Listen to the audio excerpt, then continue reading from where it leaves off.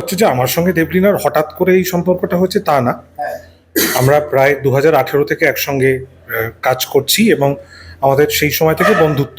তো অলমোস্ট 10 বছর হতে যাচ্ছে। এই সময় কাজের পরিধিটা একটু বেড়েছে। আর আরেকটা জিনিস এখানে বলতে আমি দ্বিধা করব না যে আমি ওকে ছাড়া তো খুব একটা কাজ করি না, আমার চলচ্চিত্রের কাজ হোক বা অন্য কাজ হোক, একটাই কাজ ওকে ছাড়া করেছি, সেটা একটু টলমটল অবস্থায় গেছে। সে কারণে আবার ডিসিশন নিয়েছি যে আর তো ওকে ছাড়া করবোই না। তো সেইটা একটা খুব ইম্পর্টেন্ট দিক। আর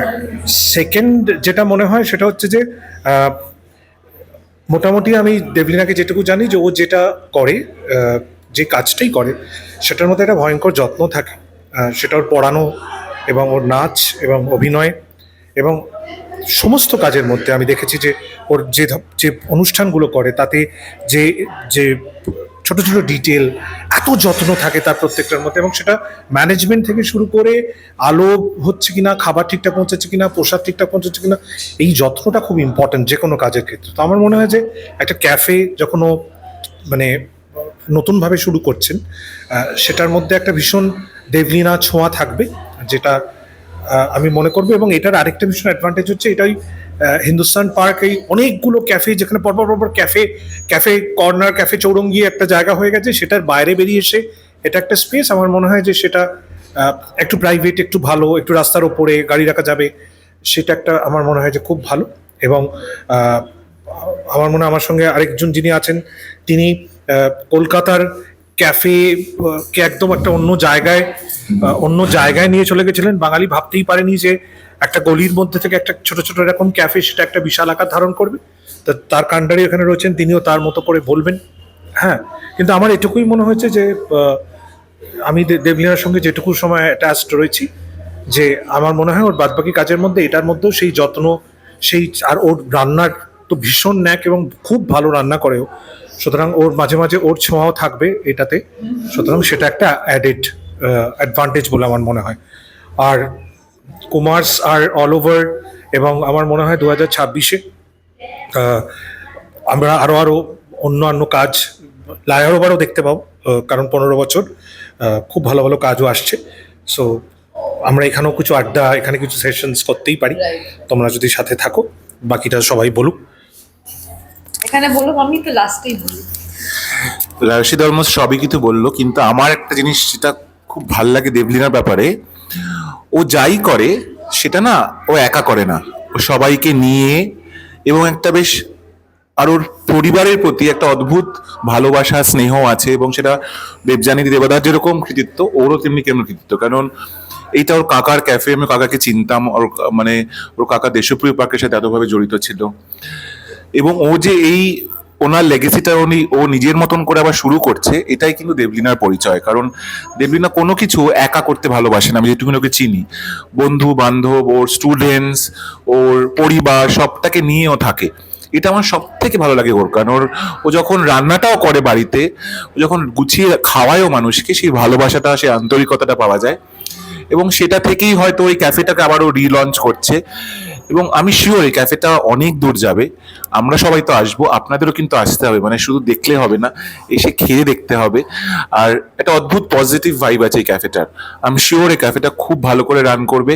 এবং এত সুন্দর লোকেশন, শরৎ বসরের ওপর, জাস্ট দেশপ্রিয় পড়া ক্রস করেই রাস্তার ওপর, মানে ভিজিবল খুব,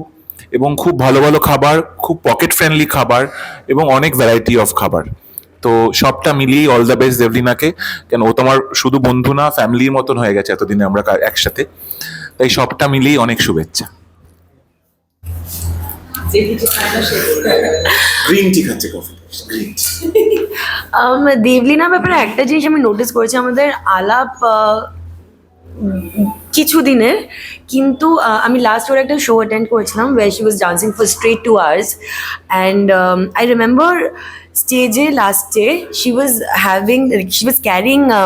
কাকার ছবি। উনি কিছুদিন আগে হি passed away and she mentioned that as well. তো আমার মনে হয় more than a professional endeavor, এটা ওর কাছে খুবই আন্তরিক আর খুবই personal, and that is what touched my heart, যে she is a family oriented person, কিন্তু সঙ্গে she is juggling too many things. She is a professional dancer, she is a professional teacher at Robindo Bharati, and she is an actor as well. So অনেক কিছু করে সঙ্গে দেবলিনার পাকঘর আর even the cycling which she does and the workout and everything so I think এই পোটেনশিয়ালটা এই স্ট্যামিনাটা যেন আমরা সবাই পাই to be really honest and something is brewing is